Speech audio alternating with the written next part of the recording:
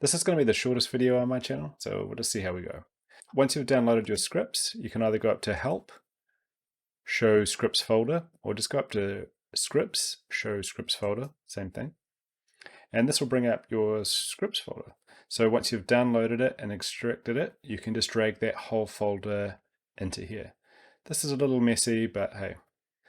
So when you download these, you can open them up. It's probably going to be an encrypted mess, so you can't see what's going on in there. And you'll also have another folder called something assets.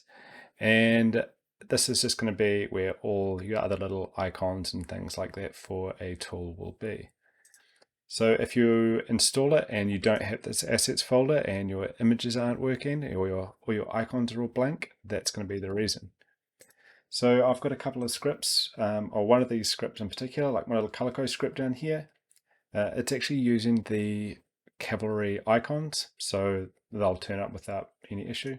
But my Gyoko script and my Benko script all require the assets folder to be in the same folder as the script itself. So just drag that whole folder in and you should be good to go.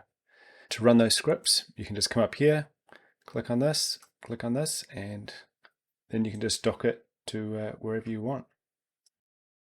Thanks for watching.